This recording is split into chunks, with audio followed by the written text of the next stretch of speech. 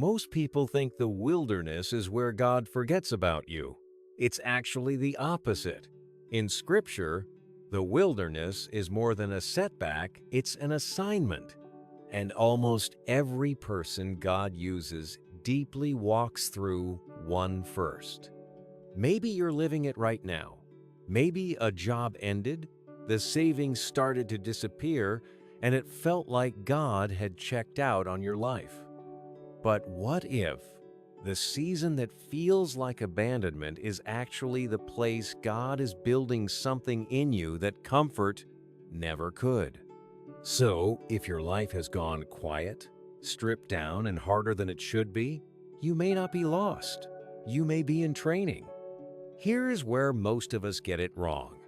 When life dries up the job, the relationship, the sense that God is even listening, we assume we did something to deserve it, that the silence is punishment, that somehow we've fallen off God's radar. Maybe you know this feeling intimately. The applications, the interviews, the "we've decided to go in another direction" emails. Watching the savings drain, doing the math at the kitchen table late at night, pretending not to feel the knot of fear in your chest.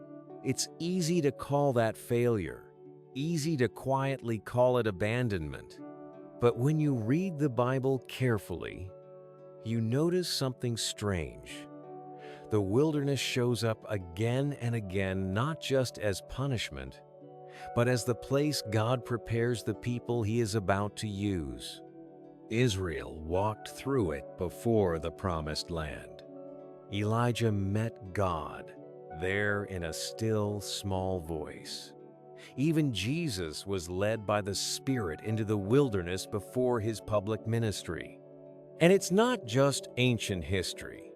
In a wilderness season, God often begins to teach you things you never learned when life was easy: how to budget, how to be abased, and how to abound, how to actually walk out faith when the numbers don't make sense.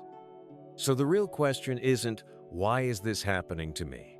It's, what is God building in me that only the wilderness can build?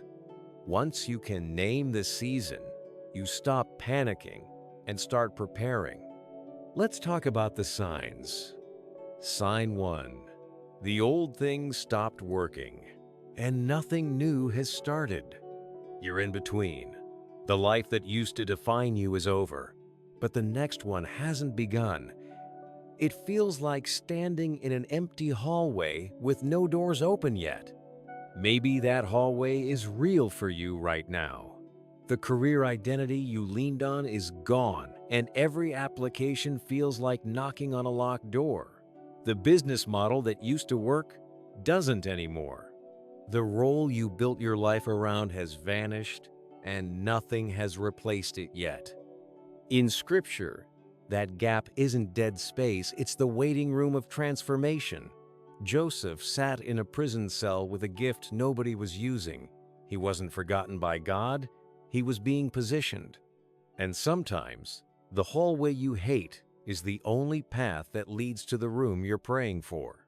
Sign 2: God feels silent, even though you're seeking Him.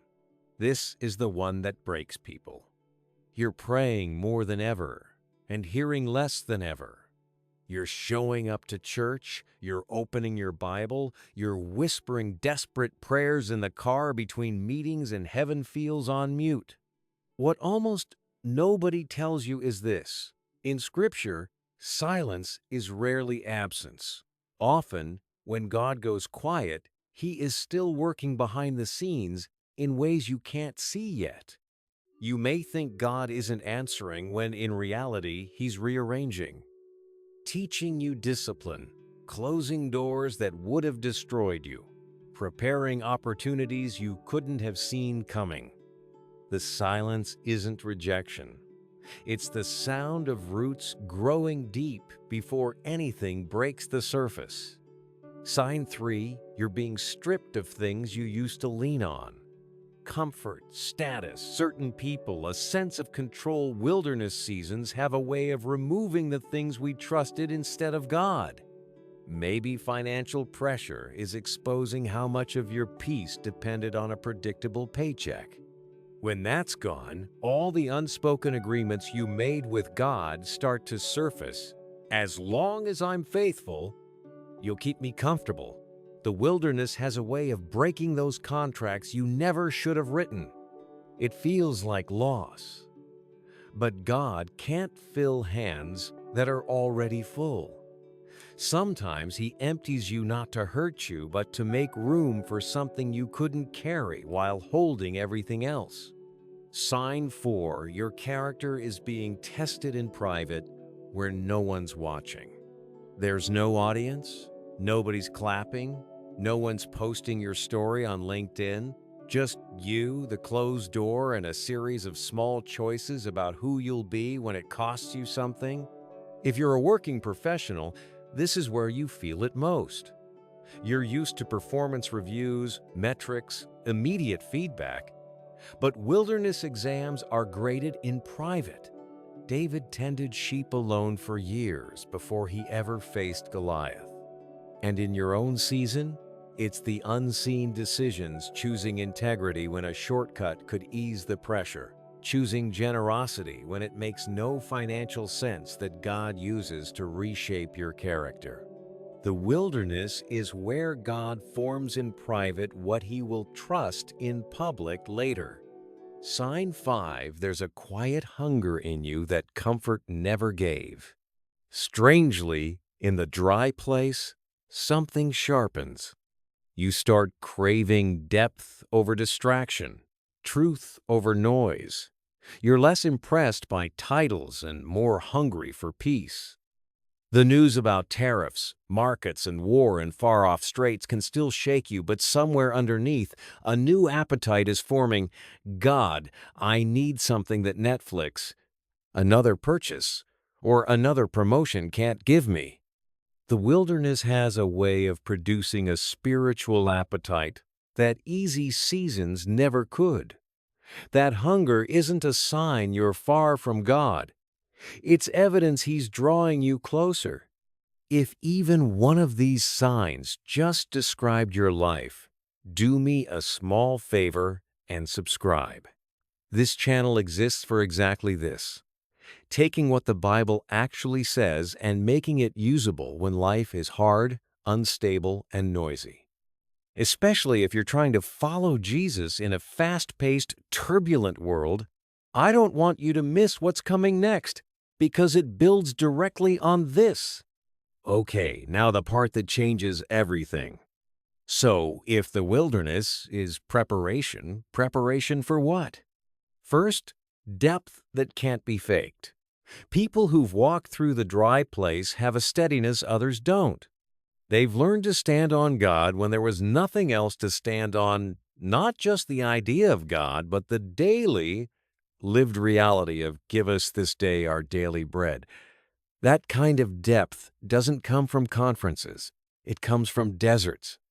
And it may be exactly what God is forming in you right now. Second, compassion you couldn't have had before. The pressure you're carrying right now, the layoff, the health scare, the silence, is doing something to your heart. It's softening you toward everyone else who's hurting. People who've never suffered tend to judge. People who've walked through the wilderness learn to sit with others in theirs. God may be preparing you to become the safe place for someone whose desert is still ahead of them. Third, a calling you couldn't carry until now. Almost everyone God used powerfully in Scripture was prepared in obscurity before they were trusted in public. Moses had 40 years in the desert. David had the hillside. Paul had Arabia.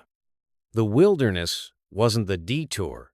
It was the training ground for the assignment that was coming. And the thing God is preparing you for on the other side of this, you couldn't have carried it with a version of you that walked in. So don't waste the wilderness. Let it do its work. Because the God who led you in is the same God who will lead you out, and you will not come out the same. So if this just put words to the season you're standing in, Do something for me. Comment one word below. Wilderness. I read everyone, and I'd love to know this reached you.